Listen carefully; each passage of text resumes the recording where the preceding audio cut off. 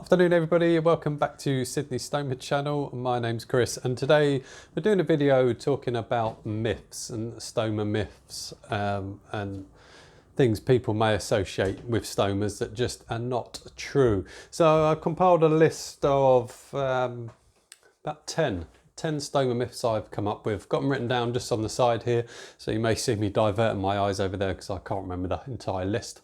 I will have to look at it. So yeah, welcome back to the channel. It's been a while since I've put a video out and I hope you're doing really well. Here in the UK we have moved into some tighter restrictions around lockdown. It's not as stringent as the first time round, so that's kind of good news. In the first lockdown I was in what they call the shielding category, and I was stuck at home for a long time and I found that really difficult, struggled with that. But I'm not in the shielding category anymore because I'm not on any medication and I was 6 months free of meds, which means I don't have to be in any type of shielding categories, which is good news. But if you are in any of those types of categories, I wish you well and I hope it all sort of ends reasonably soon for everybody. But yeah, I hope you're doing well anyway. So the first myth we're going to talk about, and the one that I think is probably the most sort of common myth, is that stoma bags smell. And I recently saw on Instagram, there's a great Instagram girl on there, I've forgotten her name now. She put on a post about what her doctor has said that they smell and that she shouldn't be showing it in photographs and on her social media. And that came from a doctor, so that's quite worrying when a doctor says a stoma bag smells, because they just don't. The myth around stoma bag smelling is they just don't smell. Excuse me, apologies. The only time they can smell is perhaps if they've leaked, and that's about it. And if you have a stoma and you have a stoma bag, you know when that bag's leaked, you know when it's peeled off when it probably shouldn't have done, because we just know, we get used to it and we sense it, but they don't smell. Now, I've certainly stood in many crowds with many people, with the job I do, I'm with lots of people, and they just don't smell because of what they're made of and how tight they are on the skin. They just don't smell. So for a doctor to say that it smells is just super disappointing. But on that note, since having my stoma surgery, I've never had a doctor even look at my stoma. I've had surgeons look at it, I've had stoma teams look at it, I've had nurses look at it, but I've never had a doctor look at it. So perhaps the doctors need a bit of educating around stoma bags. They don't smell, people. Mine has never smelt. The only time is when it's leaked, and leaks are so few and far between for me. I can't actually remember the last time I had a leak. So no, they don't smell. They just do not smell. Nobody will know you've got one and nobody will ever smell it. So if you are thinking about having stoma surgery and that's a worry for you, I can assure you they do not smell. So that's myth number one debunked. What have we got as number two? So number two is that you can't go in water, you can't go swimming. Well, that's rubbish. I can't remember what video it is. Yes, I can. I did a whole video on going in water with a stoma bag. And at the end of that video, there's actually me going down some really fast water chutes. And I've got a stoma bag on at the time, obviously. So if it can tolerate going through rapids and water slides, swimming is perfectly fine. I've been swimming plenty of times with a stoma bag. On it, just for extra security, I might put some extenders on the bag just for extra security, but it hasn't always been required. I've been in the sea, so you know, salt water, I've been in salt water and not had any issues. So you can certainly go swimming. If you want to wear swimming costumes or swimming shorts that cover it up, you know, that's your choice. You know, that's down to you, isn't it? But they don't come off in water, really. They're pretty good in water. So yes, you can do water sports, you can go swimming, you can go down water chutes, you can swim in the sea. So water, not a problem. I shower with mine on, I bath with mine on. Sometimes I shower without it, sometimes I bath without it. Most of the time I shower without and bath without. Because I just like to have some nice fresh air and nice fresh water across my skin. So swimming, not a problem. You can certainly go swimming as well. So there's number two, myth number two debunked. Number three, can you see it? So a lot of people say, well, if you've got a stoma bag, you can see it through your clothing. If I stood up right now, you'd have no idea. And with many of my videos, I do stand up and etc. And you can't see it. And you can generally wear pretty much whatever you want. In terms of what I wear since I've had my stoma, nothing has changed. I still wear exactly the same clothes that I wore before. And for women as well, I've seen some women in amazing figure hugging dresses, really almost tight dresses, and you don't know it's there, especially if you've got a layer, like a t-shirt over it first, then a top, all those layers kind of stop it from showing. But I've never really had one show. The only time they have was before I had a certain type of bag that would balloon, so I had to put a vent on it to stop the ballooning. But if it ballooned up due to gas, then it was visible. But there's no real need for that to happen. So you can wear what you like, and just don't take my word for it. Certainly go on the likes of Instagram and see what other people with stomas are doing around wearing clothing. I have not had to alter what I wear in any shape or form. I still wear everything that I wore before having stoma surgery.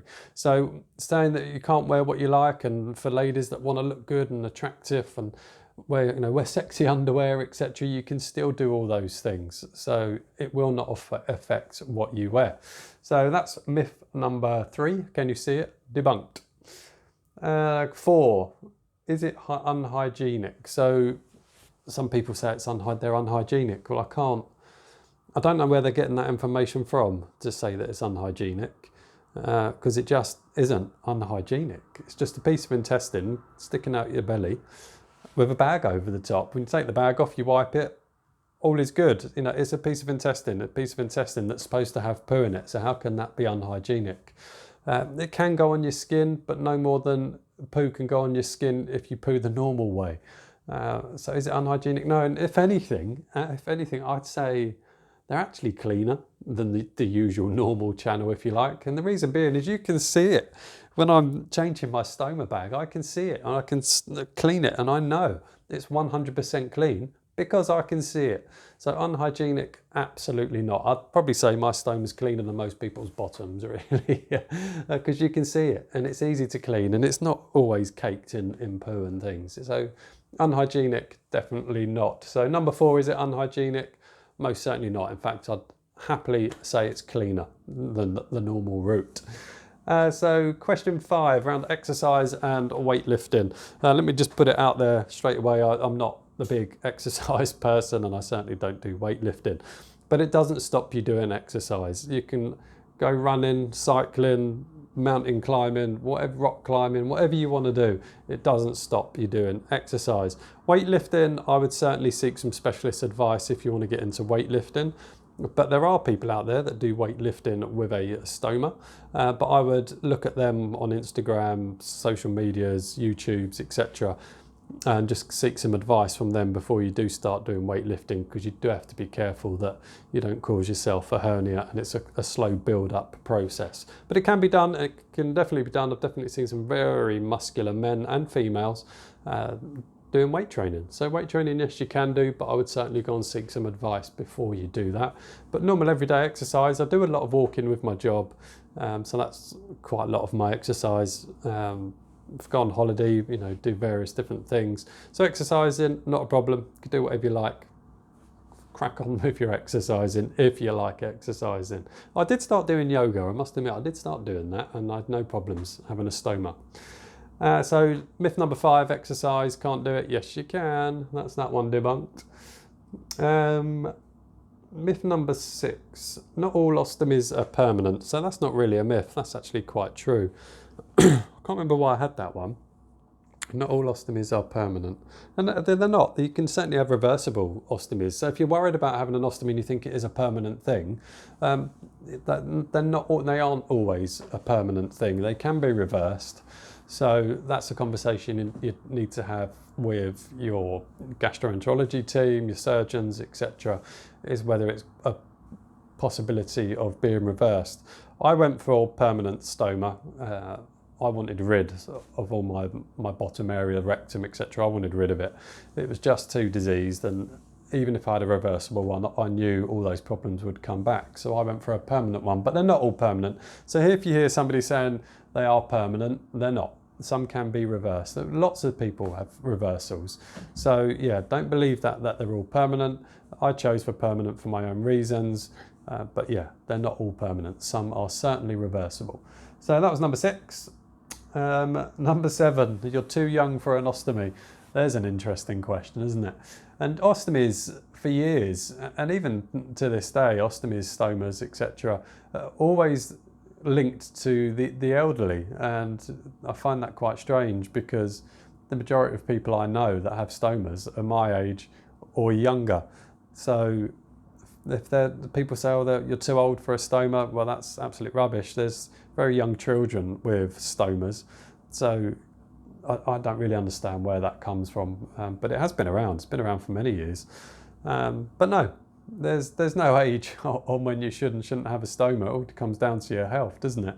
And like I say, most people I know with a stoma are generally younger than me. I'm 45, and the majority that I have communications with are around my age or younger. I can't really say I've spoken to many elderly people that have got one. So stomas are only for the elderly? Incorrect. They're for people that need one because of health issues. So that's that one done. So that was number 7. You're too young for an ostomy. Rubbish. That's that one debunked. And myth number 8, you're cured from the disease. Well, that depends really. That does depend on what disease you've had or you still got. So I've got Crohn's disease, and whilst I haven't had any real major Crohn's symptoms since I've had my stoma, I still have Crohn's disease. Crohn's disease doesn't go away. It can still affect other areas of my digestive system. Does it affect my rectum area? No, because it's all gone. It's not there anymore. But it can affect other areas. I have had small bowel resections. I do have problems with my digestive tract, the esophagus. So no, I'm not cured of Crohn's disease. I may not be on medication, but I'm not cured. I still have it. Now, for things like cancer, I think cancer could be different. People can be cured of cancer, but there's always a risk. There's always a possibility that cancer could come back. So would it say it's an outright cure for diseases? I wouldn't say it necessarily is. But with cancers, it might be slightly different. But with things like Crohn's and ulcerative colitis, you've generally always got those for life. So does it cure your disease? No, it doesn't. But people like to think it does, but it really doesn't. I have a colostomy and I still have Crohn's disease. It's not going to cure that for me. So that was number 8. Am I cured? Nope. Yeah, I've put number 9 in there. You can't wear normal clothes, but we kind of covered that with the can you see it, really. I think they're two of the same thing. Can you see it? You can't wear normal clothes. I've already covered that. So number 9 and number 2 are kind of, they're the same, aren't they? I think I was just trying to get 10. So that's where that's gone wrong for me, isn't it? I was just trying to get 10. So what did I put for 10? You need to carry loads of supplies with you. You need to walk around with a suitcase of supplies, but that's also an absolute myth. You don't. I carry very little. If I'm out for the day, I should have brought it in here actually. I should have showed you what I actually carry for the day. Again, it's output dependent. It depends on your output really as to how many times you need to change a bag or empty a bag. But if you have an ileostomy or you use a open pouch bag, you're not going to need a huge amount of supplies if you're going out for the day, because you can empty the bag in a toilet, etc. So do you need to carry lots of supplies? No. I use closed bags. When I go out for the day, I take 2 extra bags, a couple of dry wipes and some adhesive remover spray, and then a black bag to put it in. And you can put that in a bag and roll it up into a tiny little thing and put it in your pocket, or put it in your bag, handbag, man bag, whatever you want. So do you need to carry a suitcase of supplies around with you? No, you don't. You really don't. And some days, because my output's quite slow, I've gone out for an entire day and not taken anything with me. A little bit dangerous in case something did happen to the bag, but I know my body, I know the way my intestines work, and I know the way my stoma performs. So yeah, I have gone out and taken 0 supplies with me. Gone out for the whole day and taken absolutely nothing, and I've been out from say 10 in the morning till 8 in the evening. So no, you do not need to carry lots of things around with you if you have a stoma. I did a video on how many supplies to take on holiday with you, so feel free to check that one out. So there you go. I can't really say it's a list of 10 because number 9 and number 2 are pretty much the same thing, but I think I've covered most of the myths. So if there's any other myths that you've heard of and you think I haven't covered or should cover. Excuse me.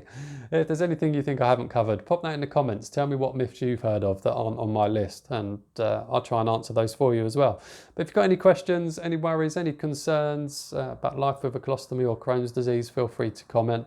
Hope you've enjoyed the video. Sorry it's been so long since I've posted a video. I've been a bit busy. I do try and do these regularly, but sometimes life just gets in the way, doesn't it? So anyway, there you go. Hope you enjoyed it. Like if you liked the video, press the like button. Subscribe to the channel if you haven't already, and share it around. Share it with people that you think might benefit from this video. That'd be fantastic to help other people as well, wouldn't it? So there you go. I'm all done, and I will see you on the next one. Take care, everybody, and stay safe. Bye now.